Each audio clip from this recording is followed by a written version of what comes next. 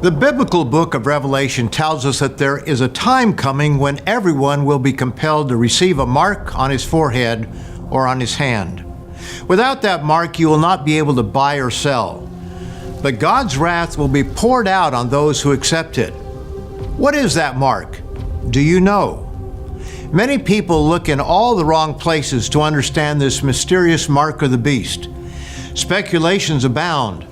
The U.S. Social Security number was once thought to be that mark, as was the Canadian Social Insurance number with its acronym SIN. The barcode and the quick response code have also been contenders. Others expect tattoos of the number 666 or a computer chip to be placed on the hand or the forehead. And how can we forget the COVID-19 vaccine? But none of these are the beast's mark.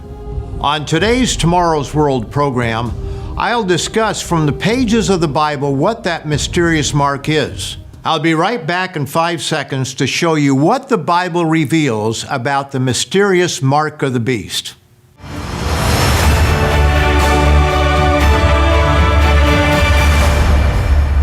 A warm welcome to all of you from all of us here at Tomorrow's World, where today I'm sharing with you what the Bible says about the mysterious mark of the beast. The subject of a mark that controls whether one can buy or sell arises from the biblical book of Revelation. So we must look to that source to discover what that mark is. Here's the passage in question.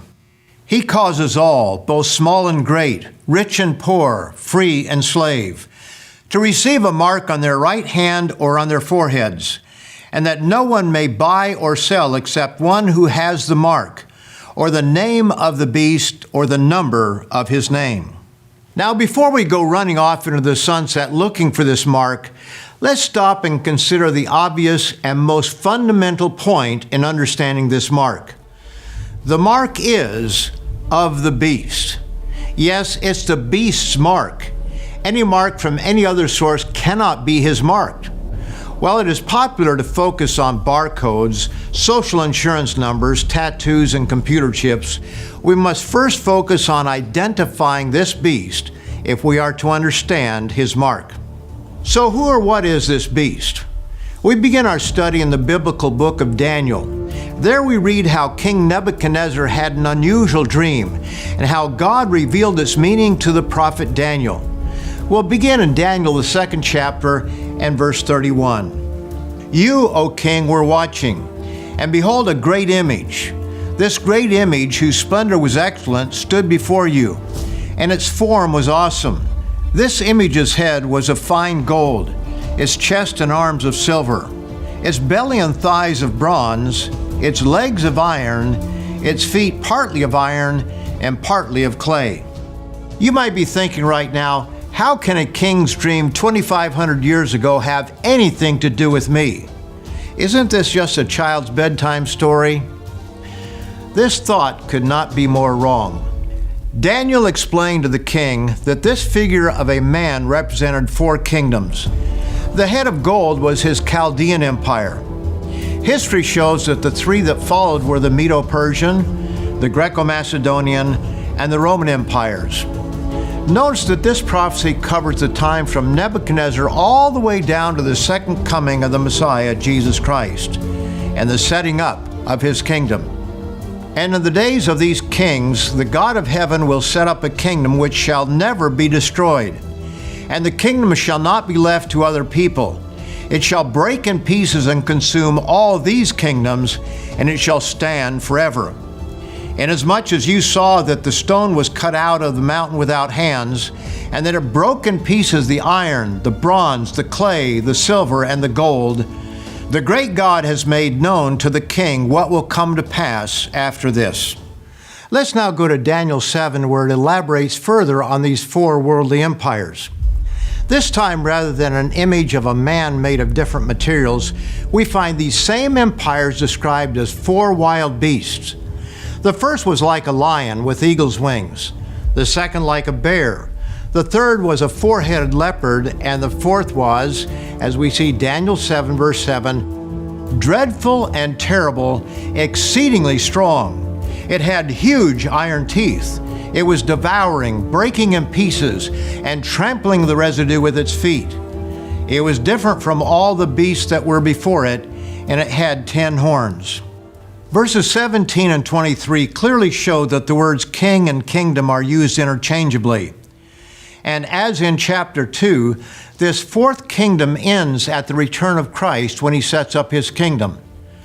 Notice it in verses 26 and 27.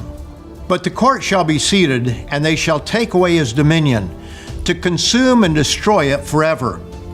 Then the kingdom and dominion and the greatness of the kingdoms under the whole heaven shall be given to the people, the saints of the Most High. His kingdom is an everlasting kingdom, and all dominions shall serve and obey him. We need not speculate about the meaning as the Bible interprets its own symbols. Nebuchadnezzar's image is explained as 4 kingdoms beginning with Nebuchadnezzar's and ending with God setting up a kingdom on this earth.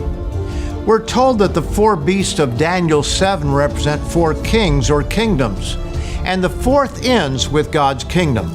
So these beasts clearly represent the same 4 kingdoms as those mentioned in Daniel 2. The stone cut out of the mountain without hands is clearly a reference to the future, when the returning Jesus Christ sets up an everlasting kingdom. At that time, he destroys mankind's empires by smiting the king's great image on the feet and toes. Therefore, the feet and toes of iron and clay must be in existence at Christ's return. Notice Daniel's God-inspired explanation of the feet and toes in Daniel the 2nd chapter, beginning in verse 41. Whereas you saw the feet and toes, partly of potter's clay and partly of iron, the kingdom shall be divided. Yet the strength of the iron shall be in it, just as you saw the iron mixed with ceramic clay. And as the toes of the feet were partly of iron and partly of clay, so the kingdom shall be partly strong and partly fragile. As you saw iron mixed with ceramic clay, they will mingle with the seed of men, but they will not adhere to one another, just as iron does not mix with clay. That's a state of the Roman kingdom at the end of the age. As we shall see, there will be 10 nations that do not adhere to one another, but they do so for a very short time out of necessity, and they have the strength of iron. But how can this be when Rome, the 4th kingdom, fell more than 1,500 years ago? For the answer, we must turn to the book of Revelation, the 13th chapter. Here we find another creature, but this time a single beast with the characteristics of those found in Daniel 7. Those characteristics are all combined into a single creature. Why? This is because John recorded this vision in the late 90s AD, at the time of the Roman Empire, which had absorbed the other 3 kingdoms. Notice this description. Then I stood on the sand of the sea, and I saw a beast rising up out of the sea, having 7 heads and 10 horns, and on his horns 10 crowns, and on his heads a blasphemous name.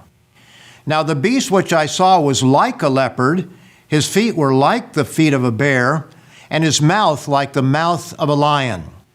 The dragon gave him his power, his throne, and great authority. But again, Rome fell more than 1,500 years ago. How can it then be in existence when Christ returns? Note that this beast has 7 heads. Compare this with Daniel 7, where the 4 creatures also had a combined 7 heads. Revelation 13:3 and 5 explain that one of the heads had a deadly wound that was healed. Since the only empire in existence at this time was Rome, the head with the deadly wound that is healed is that of Rome. A deadly wound and healing of the Roman Empire is exactly what we find in history. Rome fell in 476 AD, but the empire was restored or healed by Justinian in 554 AD. We now turn to Revelation, the 17th chapter, where the healed Roman Empire continues. There we find another 7-headed beast, but this beast is different. It only refers to Rome after the healing, and it has one very significant difference. It is Rome ridden by an immoral woman. Beginning in verse 1, Then one of the 7 angels who had the 7 bowls came and talked with me, saying to me, "Come, I will show you the judgment of the great harlot who sits on many waters, with whom the kings of the earth committed fornication, and the inhabitants of the earth were made drunk with the wine of her fornication." So he carried me away in the Spirit into the wilderness, and I saw a woman sitting on a scarlet beast, which was full of names of blasphemy, having 7 heads and 10 horns. In the Bible, a woman is sometimes used as a symbol of a church. Concerning the marriage of a man and a woman, we read in Ephesians, the 5th chapter, and verse 32, "This is a great mystery, but I speak concerning Christ and the church." In Revelation 19, verses 6 and 9, it describes the saved as the bride of Christ. But in the case of Revelation 17, we see a fallen woman, an apostate church, a mother church with her harlot daughters. "Come, I will show you the judgment of the great harlot who sits on many waters." And on her forehead a name was written, Mystery, Babylon the Great, the mother of harlots and of the abominations of the earth. This Roman Empire, whose deadly wound was healed in 554 AD, had 7 heads and is ridden by an apostate religious system. Furthermore, we learned that after the healing it would continue 1,260 years. "And I saw one of his heads as if it had been mortally wounded, and his deadly wound was healed. And he," that is this Roman beast, "was given authority to continue for 42 months. That's from Revelation 13, verses 3 and 5. A prophetic month is made up of 30 days. 30 days times 42 months comes to 1,260. Now, the Bible sometimes uses what is called a day for a year principle.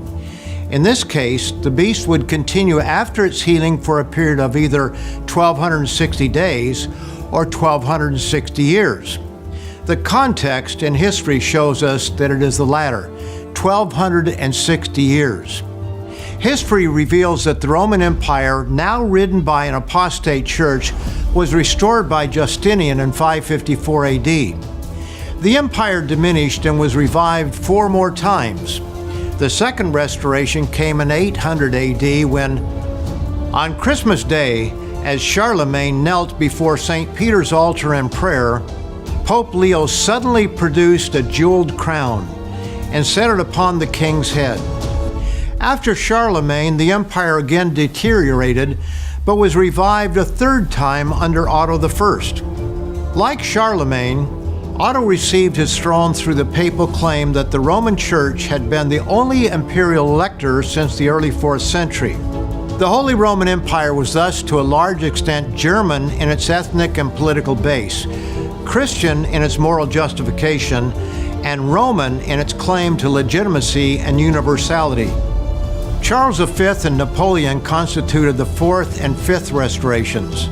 From the healing under Justinian in 554 to the fall of Napoleon in 1814, we have, get this, exactly 1,260 years, as foretold in Revelation 13 and verses 3 and 5.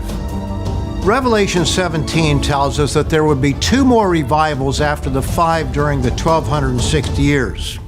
Here is the mind which has wisdom. The 7 heads are 7 mountains on which the woman sits.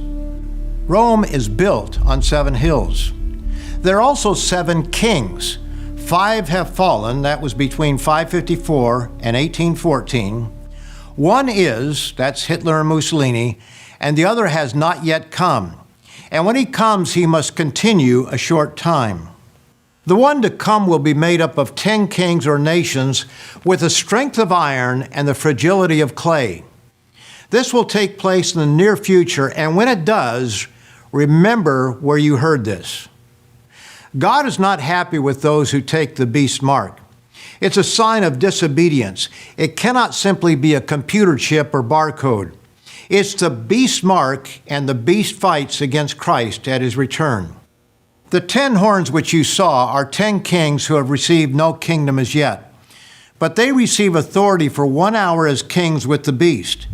These will make war with the Lamb, and the Lamb will overcome them, for he is Lord of lords and King of kings. That's Revelation 17, verses 12 and 14.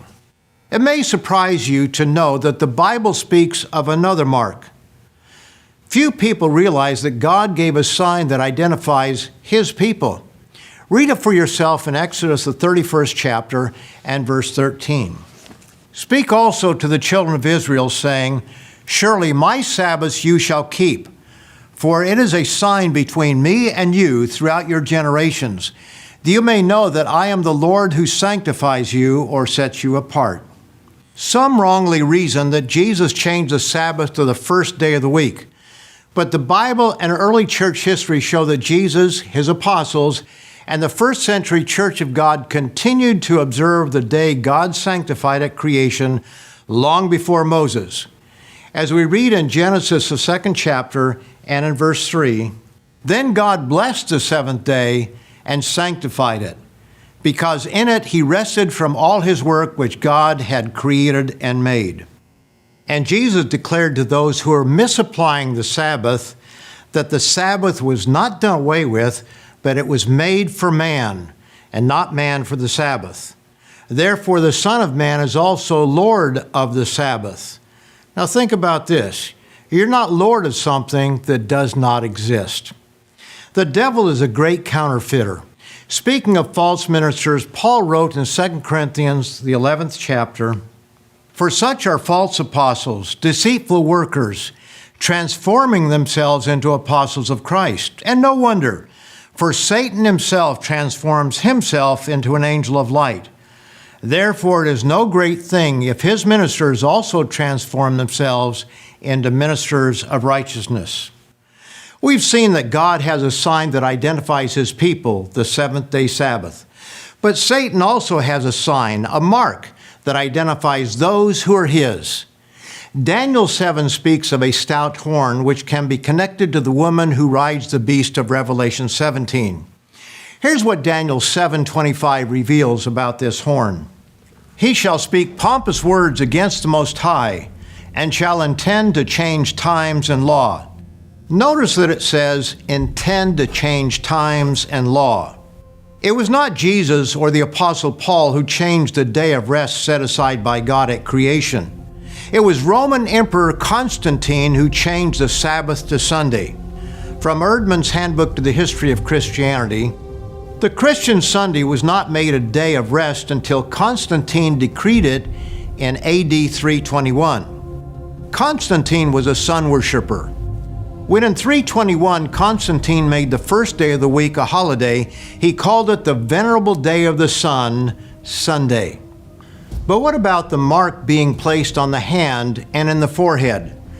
Doesn't this suggest some kind of visible mark or computer chip? We must not read into the Bible our own ideas.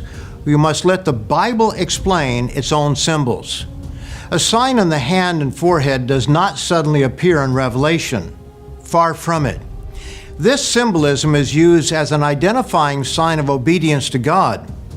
Referring to an annual festival given by God and later kept by Jesus and the early church, we read in Exodus 13 and verse 9, to be as a sign to you on your hand and as a memorial between your eyes, that the Lord's law may be in your mouth. And after repeating the 10 Commandments in Deuteronomy 5, we read in chapter 6, you shall bind them, that is God's commandments, note this, as a sign on your hand, and they shall be as frontlets between your eyes. Just as God places His sign on our hand and forehead, so the great counterfeiter's beast has his mark. I hope you profited from this video. If you found it helpful and want to learn more, be sure to get your free copy of our study guide, The Beast of Revelation. Just click the link in the description or go to twtv.org/beast. We here at Tomorrow's World want to help you understand your world through the pages of the Bible. So be sure to like and subscribe to our channel so you can watch more videos on important biblical topics. Thanks for watching. See you next time.